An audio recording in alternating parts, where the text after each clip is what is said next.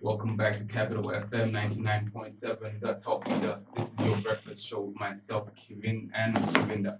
We are currently joined by Carlos Fluito. Carlito Fluito. Yeah, definitely. Our man, he is here to talk ecological housing and what you could really get from that. Nice to meet you. Good Thank you very morning. much. Yeah, thank you very much for being here. Good morning to everybody that is listening so early. I hope you all have a wonderful, amazing day. And yeah, thank you very much for you, Capital FM, for being here today. Good to have you here. Tell us a bit about yourself, your journey, how you came from Spain all the way to Zambia. Nice.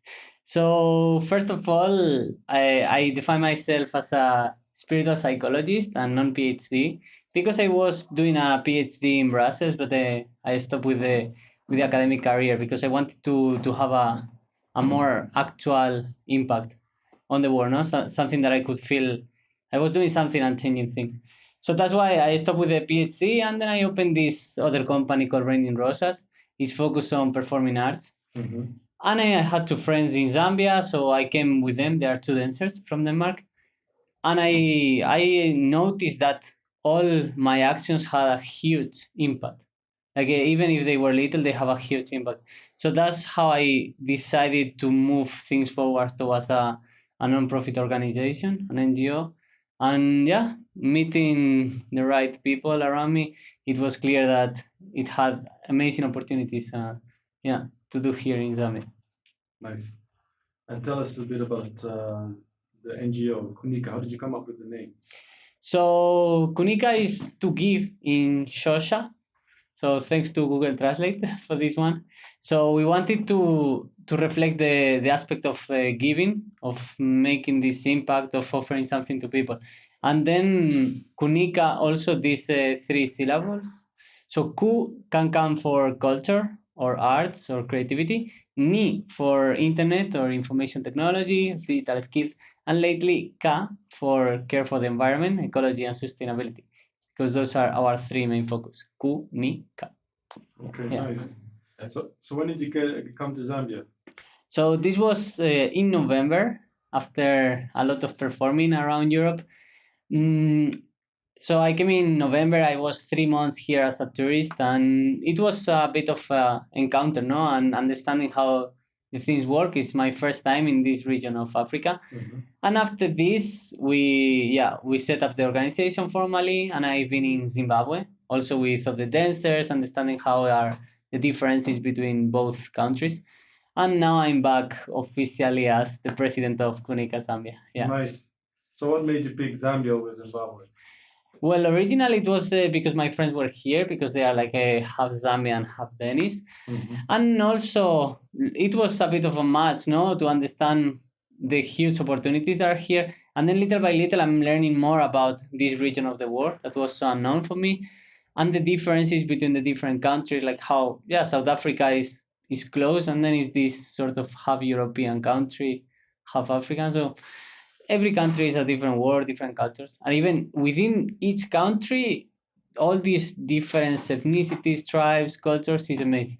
Mm-hmm. It's really challenging all my prejudices about Africa and the concept that we have in Europe of Africa as a unit, which is this huge diversity of different cultures, different people. It's amazing. Mm, growing so much. Yeah. Okay. Yeah, definitely. So, Carlos, please tell us, what is your view currently on Zambia's educational system? So first of all, I need to refer to my infinite ignorance because I haven't really had the time to really go deeper into understanding how the whole country works. But as much as I know, which can be not so much, I think the main factor here is the lack of resources, and probably it has something to do with a traditional educative system. So things like physical punishment, I think it was applied in the past and probably is maybe applied nowadays. And it's Corporal something, punishment, yeah. yeah, and it's something that in Europe we are like a way, let's say, defensive of that, no? Like we want to teach from love instead of from fear. I think this is important also. If you teach passion, if you find out what the student is best at and nurture this passion, nurture this inner curiosity, I think can be much better than teaching just for fear and teaching memorization of facts instead of analytical tools to work with the information. It's interesting you say that because even in our cultural settings, traditionally, we are supposed to fear our parents. Yeah. So, Yeah, well, not just our parents, and anybody we definitely look up to, we kind of have to fear. yeah. It's, and they say respect, but then to some extent, when you're a child, it feels like fear when we learn. Mhm. So definitely, it's quite interesting the way you put it. Yeah, that's why the way I work with the people I relate, even if they are teenagers, especially if they are teenagers, I like to treat them as equal almost. So this position of coachee or mentor, no, when there is this respect and distance, but it's very close at the same time. So it's emotionally clear. Like you listen to me not because I'm older than you, but because I might know things that you don't know, and the same way I can learn from you because you know things that I don't know. So I like to have this approach. Yeah. So, what kind of age groups do you work with? I preferably work with teenagers. These are the ones I like the most because they are the ones that can connect the most with the evolutive moment that they are and that I am. I mean, I'm very good with kids also in more performing settings. Like I enjoy it because it's more playful. But for the type of projects that we are currently and ahead to work with, it requires certain level of maturity and also to from intellectual skills already developed. So, anyone from the age of 13 to 18, or is the Even age range smaller? No, even larger, I could say, because young adulthood is also very possibly. For example, Ansen, that is here with us, he's working as a cameraman for Raining Rosas, and now he's helping us, no, to pull the whole project ahead. And he's 21, if I'm not mistaken. So yeah, it can go longer and further into young adulthood. Okay. Yeah. All right, yeah, that's definitely amazing. So, Carlos, please tell us, through Zambia's, we understand Zambia's economy is still very underutilized. Mhm. So, what do you think is the biggest threat for our next generation's future employment? So running Kunika has this school for culture and the need for internet and information.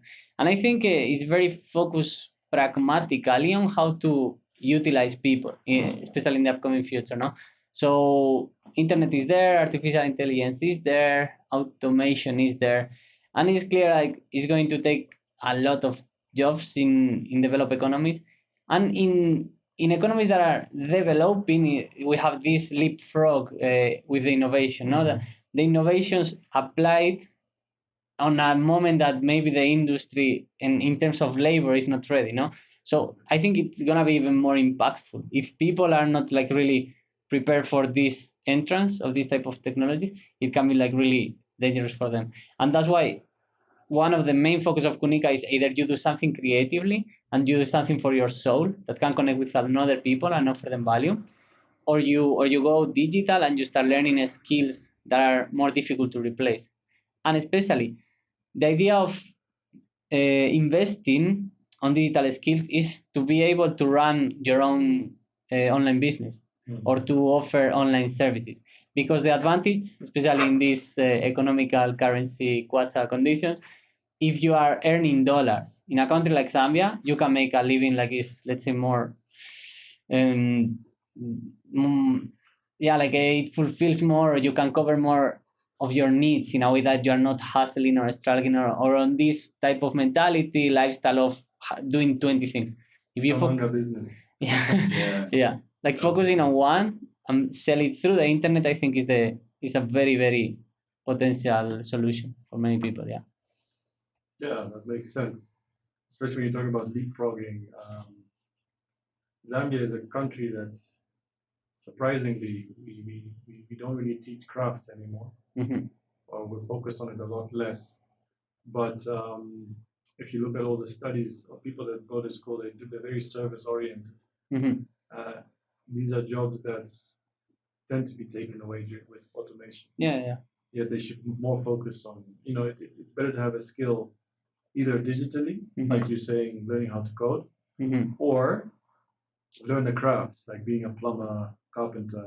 These Yeah. are things that are more feasible in a country like this, but we don't focus on that. Yeah, definitely. And recently, use thinking about all this human potential that is underutilized in terms of maybe people illiterate, so they don't have so much, let's say, verbosity or ability with the verbal language. I was thinking about all these different crafts and even thinking in a more artistically or creatively oriented. So even a person that doesn't have like a high intellectual skills, they can still make a high income if they find out how to offer value. For example, through massage, which is a market that I don't think is very developing in Zambia, but there are many people in the high end that can receive like a very positive experience in a more beauty context or comfort context, which from a person that doesn't need to have like the highest education and still make a considerable income. Yeah. Okay, so yeah, definitely that's quite interesting. So basically, broadening our learning and then having a wider range of income so that we could like definitely offer jobs that automation could never give to us. Mm-hmm. Okay, that's quite interesting. So with effects of current global warming, Yeah. with global warming being another big threat, how will the future affect our people?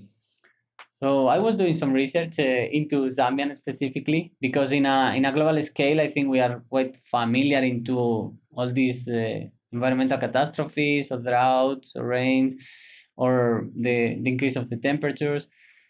In Zambia, specifically, for by what I found is about the impacts on agriculture mainly, no, like how these changes on the rainfalls, changes either in the quantity or in the seasons, may affect the crops, and that's why within KUNIKA Zambia, in the aspect of care for the environment, we have several projects on regarding alternative ways of agriculture.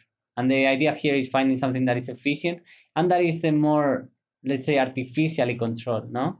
Something like a more greenhouse oriented, but how to do that in a small scale. So even people in rural areas, if there is a severe drought, they can produce their own food through this small greenhouse system. And yeah, I think that can be a wonderful thing, not just for Zambia but for the whole region. Yeah. Okay. Yeah, so you also want to showcase ecological housing, sorry. In rural areas of Zambia, people live basically in houses that are cleverly made use of resources easily found in surrounding areas. Mm-hmm. How can they tweak it to be more ecological? So in this case, it's not so much about the rural areas actually, because it's true, like the carbon footprint of rural areas in developing countries is insignificant almost compared with a medium life of a European or Canadian, wherever. Yeah. So for me, this is more about the, let's say, research and development department, no, in a company, like how we can run prototypes of something that then can be applied in a larger scale. And then using this the Tesla model of a business or innovation development, I could target first the high-end clients, the high-end people that can afford this level of innovation. So for example, there are these models in Saudi Arabia about cities or residential areas, urbanizations that are fully ecological equipped. So I think that's more interesting. Like, how can we make a residential area in the outside of Lusaka that is fully ecologically sustainable, independent of the grid? And then thinking also about this question of how this could apply more to rural areas, I think the focus wouldn't be so much in making them more ecological, but increasing the lifestyle of the people through what they do, no?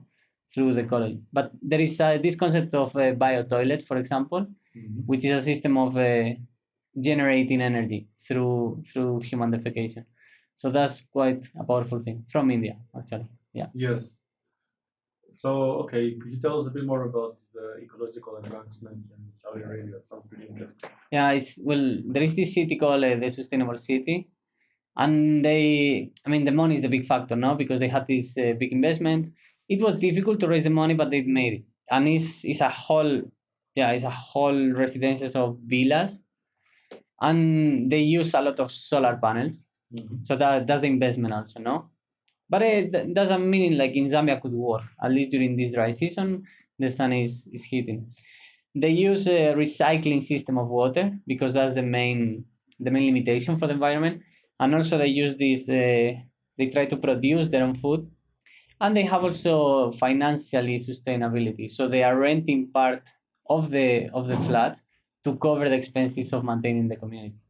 But the important message here is not so much about copying the models, but knowing that developing a model and applying it is possible. So what is needed is how to adapt these models into the environment where we are.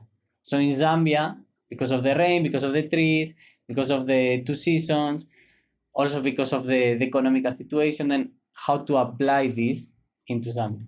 And the good aspect in this case of ecological housing is this earth construction is extremely cheap.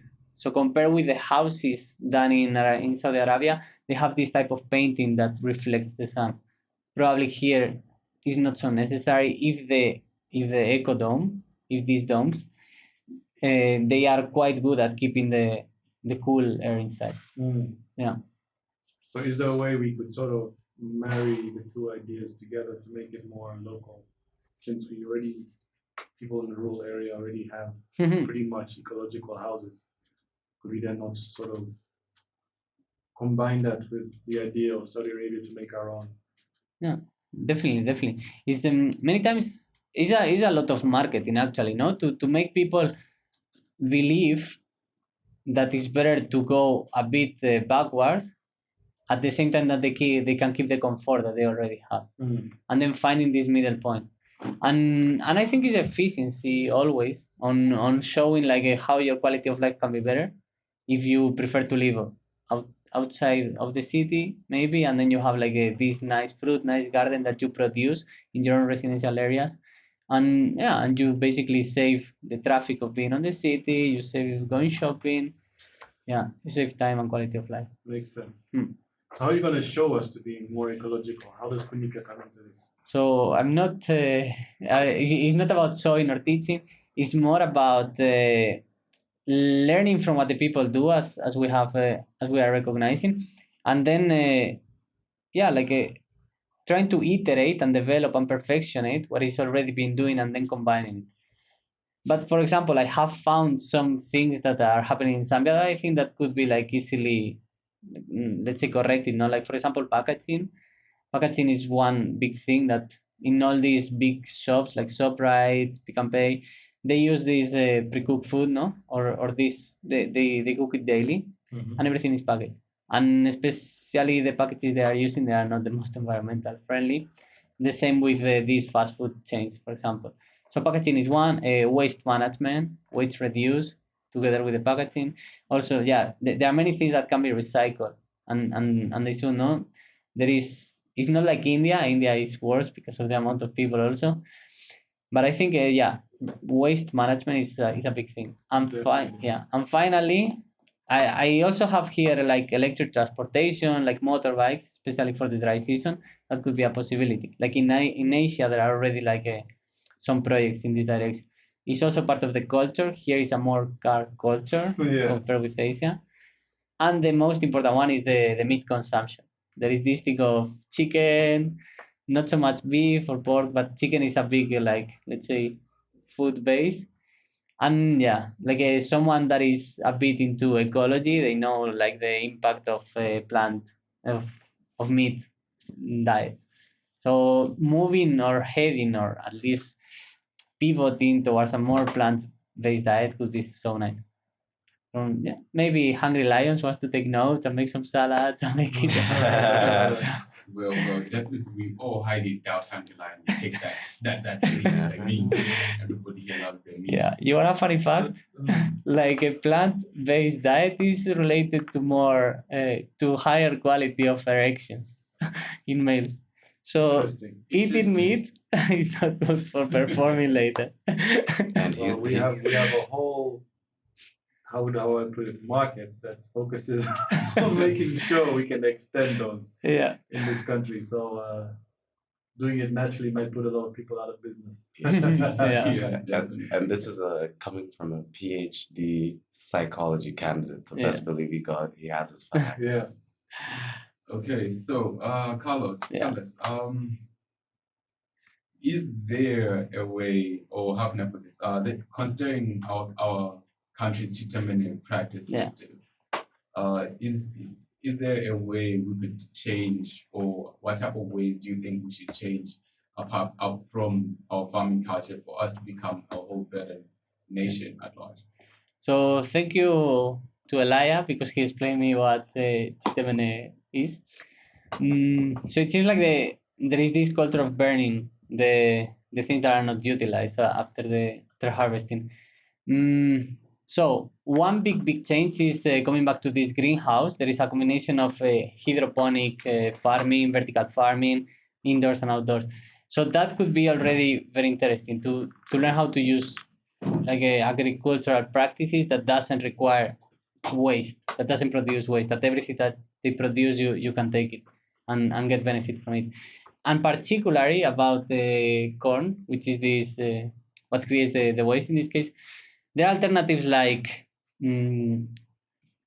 for example making furniture, like the conglomerate furniture. I don't know if you are familiar with it. So you basically like chop the wood or chop the material and then you just compress it. Compress the wood, Yeah. yes. Yeah. I know about that. So that could be a possibility probably, and also making biofuel could be another possibility. Biofuel, yeah. Yeah, biofuel. Yeah, sorry.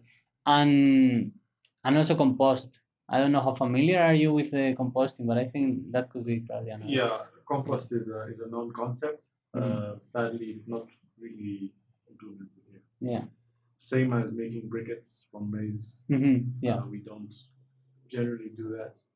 So yeah, there's a lot of. Yeah, definitely. I mean that's the whole concept, no? Like how to upcycle the material, how to bring them back to use. Yeah. So tell us a bit about the obstacles that you're currently facing setting up KUNIKA here in our lovely country.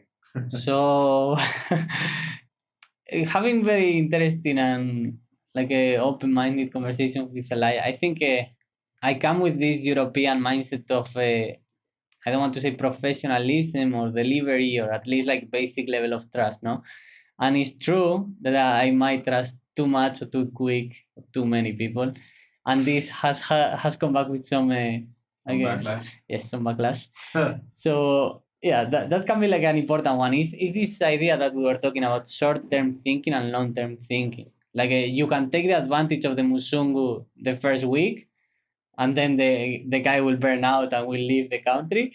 Or you can think more collectively, which is something that I think Africans do better than Europeans. Think collectively, think about your family, think about beyond your family, and how, yeah, and how if that person with a good intention is able to build something, to run something that is beneficial for the majority, then try to make him happen, to help him to make it happen. So instead of getting advantage in an individual level, try to think more collectively. I think one of the big problems we have here is that we don't really teach people how to think outside the box. Yeah. Philosophy is not taught. Yeah. So what happens is that critical thinking or problem solving is not implemented. People are good in following instructions, Yeah. but they're not good in coming up with their own solutions. Yeah. So is that something that KUNIKA is going to look into? Very much. Like actually, the idea of using internet is basically you have access to infinite information. Now you need to know how to get to that information and to select which information is valid. And very important is that there are already many platforms, like there are many online courses. There are this platform called Brilliance, I think, and ThinkFig, I think is the other. And they focus on problem solving skills. They don't teach information, they teach cognitive tools that you need to know how to move through life and how to move through information. And the beautiful thing of this is if people have access to internet, if people have access to computers, then it's basically done. So that's why if anybody with computers extra that they want to renovate in their office, they want to donate them, KUNIKA will be so happy to receive them. We can't cover for the internet. Okay. So is there anything else you would like to tell us about KUNIKA? So yeah, I think the next three projects are the ones more interesting, and they are each of them in each brand. So for the culture part, for the arts and the creativity, because I'm the founder of Raining Rosas also, so we will run it with Raining Rosas. And I developed this concept of micro performance. So it's performing art. So a performance is basically something that happens on a stage, no, like dance or theater. And I developed this concept for social media. So how to tell a story in 1 minute, in 2 minutes, in 3 minutes. And the idea here is like you can send a micro message to the world. So just choose a topic that it affects in your life and then make a piece and put it on social media. So how this runs is the selected teenagers, they will work with me during a couple of weekends, working on this methodology, on this text, on this movement, and then we will end up posting all the creations. So that's for the culture. Then shelters of soil. This is the one of the earthbag and the eco constructions. And sharpen the show is typing, because that's the most important. If we're going to work with computers, we need to work with the most basic, which is typing. And typing is sharpen the show, because if you plan to use a computer along your life, the faster you use it, the better. As many shortcuts, as many words per minute. And very importantly here is, even for people that are not so familiar with written language, this is like a video game, because it's a certain character with a certain key. So this is making them more familiar also to the different characters, and will affect how quick they will be able to learn later on language, reading, writing, whatever. So yeah, again, donation of computers are really welcome. Okay, going back to the micro Performance. performances, which social media platforms are you looking at? I think nowadays Instagram is the one that is moving the most. However, I believe that you can. I mean, if you create something that is valuable, if you create something that is interesting and nice to watch, you can post the same video in the three big ones, in YouTube, in Facebook, and in Instagram, because different people consume different things in different platforms. I think you need to focus on TikTok as well. Ah, yeah, that It's thing of TikTok. exploding.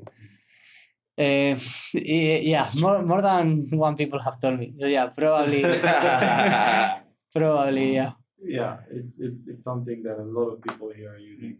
yeah. It's the Still, number one social media in the world. yeah. Number one social media in the world. I mean, this is very trends and this and that, and also the point of the market. If it comes from China, and China has all these billions of people over there, so yes, it probably has more users. But it's very important to be careful with fashions, because sometimes people go to the fashion, and the fashion after 2 3 years is gone. So for me, the importance is on content. Content is king. Quality is quality on the content. So I don't want to do very basic dance moves for TikTok just because they got viral. I want to send a real message. Yeah. I want to prove and to show that there was some thought behind what I do. It's not just the copycat of the other dance that this hot girl did in TikTok. Yeah, but I would encourage everybody to not shoot down TikTok, because it's become such a powerful platform that people are now going to it not just to do dance challenges, but to put out real messages. Yeah. Like everything from politicians to musicians, because I think, the power is where the people are. And so many of our young people are consuming massive amounts of short form video content. So, I'm gonna try and use my youthfulness to convince this guy to do more KUNIKA work on TikTok and other platforms, of course. That's Elijah's Yongo that's giving us his feedback. Thank you for that. Yeah. Carlito. Yeah.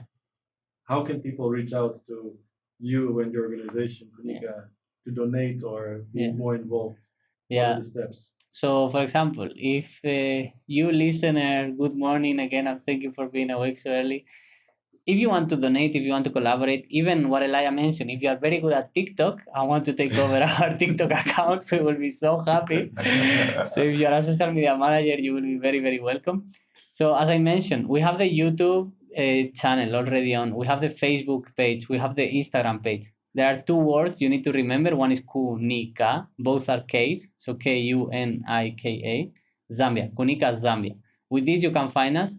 Don't write only KUNIKA, because there is a famous actress in India that is called KUNIKA. So be sure writing KUNIKA Zambia. And the email is also very intuitive, kunikazambia@gmail.com.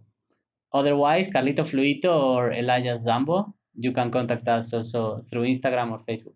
Yeah, and I think just anybody who's really passionate about culture, who's passionate about digital skills and the digital economy, and anybody who's passionate about the ecology and the environment, we're trying to create a culture of like research and development and doing a lot of experimentation. So if there are professionals out there that are like have been trying to find a way to make change, like we met somebody who was interested in ecological construction with earth bags, and we found out that you could literally build a house to live in for like $1,000 if you use soil. And I know people who spend like up to 400,000 or 500,000 to build a small house on a compound. So I think like for a young person, knowing that they could have a home to live in for like 10 to 20,000 kwacha when you're just starting out, I think that could be meaningful. Could even change Zambia.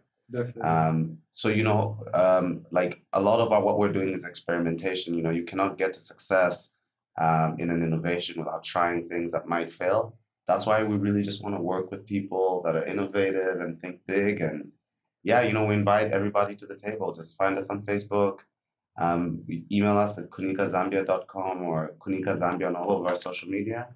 And maybe we can do some positive things that are great for our society and great for our economy and that are sustainable. Great. Thank you so much for coming, guys. Before you go, I'm going to give you something to work on. 3 weeks ago, Suja and I were talking about deforestation in Zambia. It's actually one of the highest in the world. Wow. And basically, what we were thinking is coming up with sweets that have a pit of a fruit that kids can then throw out, and then that tree can grow. Nice. Maybe that's something you can think of. That's interesting. All right. Thank you so much for coming to the show this early. Yes. We appreciate it, and we look forward to having you come on in the future. Thank you so much for coming. Thank you for inviting. Thanks a lot. We're going to go for a short Thanks, break. guys.